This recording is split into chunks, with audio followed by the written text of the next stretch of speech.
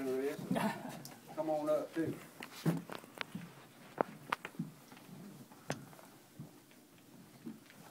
I met Jack.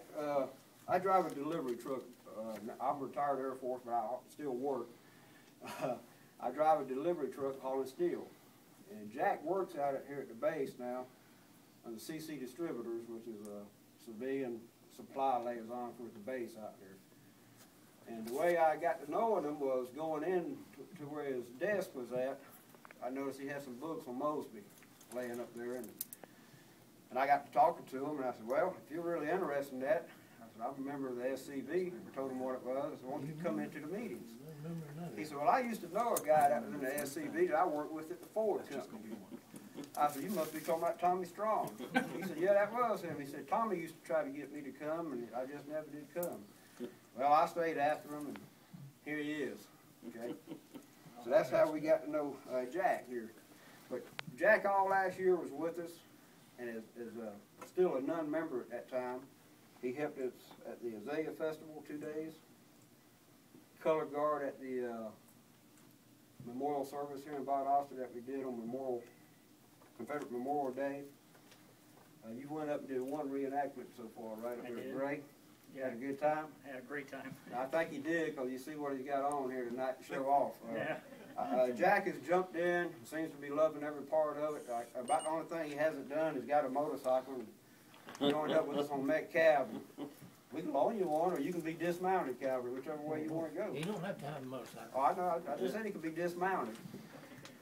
Or Robert's got a big old gold wing. He might let you ride on the back with him. I don't know. But then, Jack, we're glad to have you. Glad for all the help you've already gave us. I hope you keep on that way, and hope you keep on enjoying it. Right. Thank you Glad very to have much. you here, brother. All right.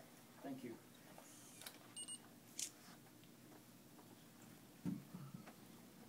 All right. Thank you all very much. Anything, if you want to say any more, if you want to carry on about. Well, did you get it, son? Okay. Right. They got it. Hang on to it.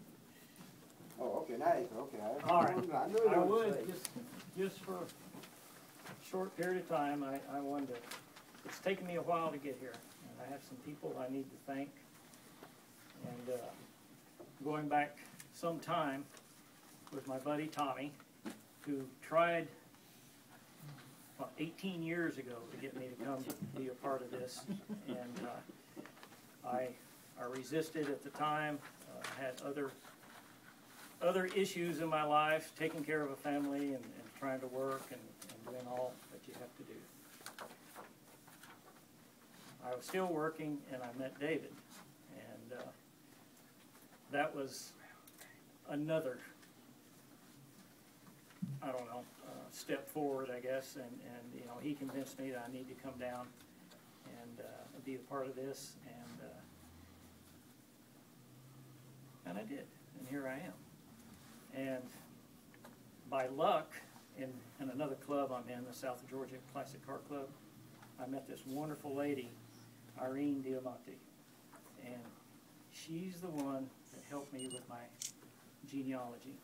She got everything together that I needed. We sat down at the computer and spent a couple hours looking, find out, and she did all the paperwork for me and compiled it and put it in a folder for me. And I have both my mother's side of the family and my father's side of the family. And it turned out absolutely wonderful, because that got me in. So due to her hard work, I'm standing here before you tonight, you know, and I do thank you, Irene.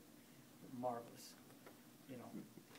So what we discovered is like most of us here, my great-great-grandfather on my father's side of the family was a Confederate veteran, and David A. McCormick. He was actually from eastern Tennessee, and he enlisted on the 8th of May, 1861, up in what is now West Virginia. He enlisted into the 22nd Kanawha Regiment, which was an infantry regiment, and he enlisted up there in West Virginia, and immediately was transferred to another unit, the 59th, which is where he spent his Confederate career, in the 59th Virginia Infantry Regiment, which was part of Lee's Northern Virginia Army. So the 59th was a pretty good size outfit. I've done a little research on it, and they were quite active during the war, and they had some, mostly in the eastern theater of the state in Virginia, which was a major, hotbed of activity during the war, and he survived it, and he lived until 1880, and we don't even know where he's buried. We have no record of it, but he did survive, and we do know that, through our records. And get my eyes on here, guys. Anyway, I'd just like to say that Private Jack Mathews is reporting for duty. All right. And it's with great pride that I'm here this evening to accept this certificate and membership into the Sons of Confederate Veterans. And I'm very proud. Thank you all. Glad to have you, Jack. We have taken on this task to preserve our Southern history and heritage, to never let the names of our ancestors and their cause be forgotten. Okay? The names and deeds of these brave veterans will be remembered for all times, and that's what our task is. Like I say, the several people that I have tonight, Tommy, David, Irene, and my family have all supported me and got me to where I am here tonight. And it's just marvelous. I can't, I at one time wasn't sure I was going to be able to make it happen, but I made it, And You were my sure it was ancestor, on your mother's side. yeah, well, my mother's side, they were all Union. They're from eastern Tennessee, which if you know the history of eastern Tennessee, Strong union. it's very, very strong Union, and I don't know what the actual politics was at the time, but they didn't support the farmers and the cotton growers and stuff like that, And so there was a lot of Union, and after looking at my mother's side of the family, I decided not to go there. Anyway, on my dad's side of the family, and my great-great-grandfather, David A. McCormick, he like I say, was a private in and a private out, and survived the war. And I have a lot to, I still don't know all his history. I know they were in most of the big, the Battle of the Wilderness, and everything around Richmond, which there was, everything happened around Richmond, to try and stave off the Union, and finally they couldn't do it. Didn't have the resources or the men. But he was obviously a great man, him and his company.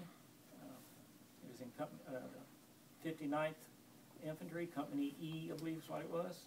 And there was a big number of those men that were captured at Roanoke Island. About 1/3 of them were captured and paroled. And but the Union continued on, and they fought in North and South Carolina, and then eventually back up into Virginia. And through all that, he survived that and lived to be a little bit older, 1880 when he died. But I have him to thank for all this tonight and for being here, and I appreciate everybody that helped me. Thank you all very much. Thank you, Jack. I forgot